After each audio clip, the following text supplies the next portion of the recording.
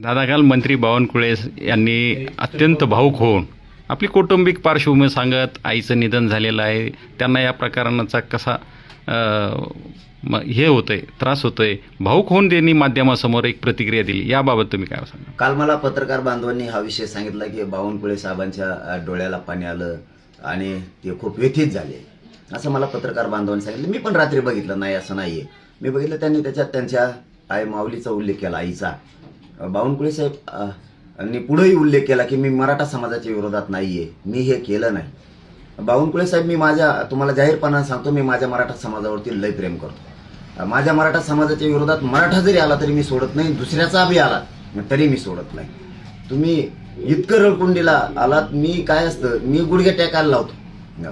तुम्ही जे रडकुंडीला आलात ना, इतके तर मराठ्यांच्या नादी लागल्यामुळे आलात. मला इतकं बोलायची तुम्हाला गरज पण नव्हती, कारण तुम्ही चूक केली. हे बघा, तुम्हाला एवढं रडकुंडीची यायची वेळ याच्यामुळे आली की तुम्ही परळीच्या टोळीच्या नादी लागलात. त्यांचं ऐकून तुम्ही एवढा मोठा अपराध केला की तुम्ही मराठ्यांच्या लेकरांचं वाटोळं केलं त्यांचं ऐकून. तुम्ही हे त्यांचं ऐकायला नको होतं. तुम्हाला आणखी नाही जाहीरपणे सांगतो, इथून पुढं तुम्ही त्या टोळीच्या नादी लागून त्यांचं ऐकायचं नाही, ते तुमच्यापाशी दिसले सुद्धा नाही पाहिजे.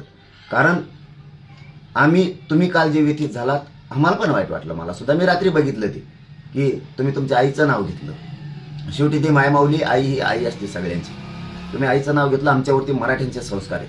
तुम्हाला पहिल्या वेळेस आम्ही माफ करतो, तुम्हाला सोडून देतो. तुमच्यावरती व्यंग मी करणार नाही इथून पुढं, कारण मराठी येते. आम्ही एकदा दोनदा माफ करतो, सोडून देतो, पण याच्यानंतर जर चूक झाली तर सोडणार नाही तुम्हाला. पण हेही सांगतो की तुम्ही 28 ऑगस्टच्या आत तुम्ही पत्र देऊन केलेली चूक दुरुस्त करा. 4ही प्रमाणपत्र आमचे तुम्ही राजकीय दबावापोटी शिरसाटणी तुम्ही रद्द केले, त्यालाही त्याच्याकडेही बघणार आहे, सोडणार नाही. पण तुम्हालाही जाहीरपणानं सांगतो की तुम्ही केलेले प्रमाणपत्र ते रद्द केलेले ते वैध करून पुन्हा द्या. आमचं काहीही म्हणणं नाही, काही हरकत नाही.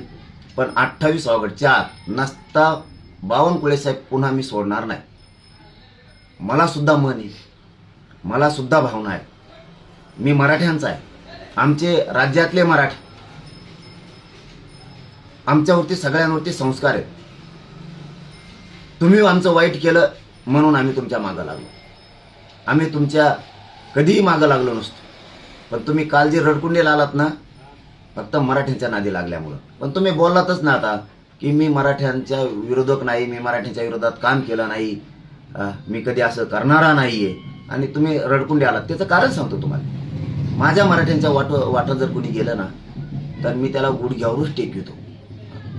आणि तुम्ही रडकुंडीला आलात, उभ्या महाराष्ट्राने ते बघितलं, म्हणून तुम्हाला आम्ही एवढे वेळ सोडून देतो. तुम्हाला मी माफ करून टाकतो, काही हरकत नाहीये. पण इथून पुढं तुम्ही अशी चूक मराठ्यांच्या विरोधात करू नका. मी तुमचं इथून पुढं व्यंग करणार नाही. तुम्हाला आम्ही सोडून दिलं, कारण आम्ही एकदा, मराठ्यात म्हण आहे, एकदा दोनदा सोडून द्यायचं, माफ करायचं. तुम्हाला केलं. पण 28 ऑगस्टच्या आज जर तुम्ही केलं नाही तर बावनकुळे साहेब, मी तुम्हाला सोडणार नाही. जे तुमच्या आईबद्दलचं तुमचं मत आहे तेच आमचं मत आहे. आम्ही भावनिक लोक आहेत मराठ्यांचे, पण आमच्या लेकराच्या अन्नात विष खाल्ल्यावर मी सोडू शकत नाही. हे तुम्ही लक्षात ठेवा. तुमची केलेली चूक तुम्ही 28 ऑगस्टपर्यंत सुधारा.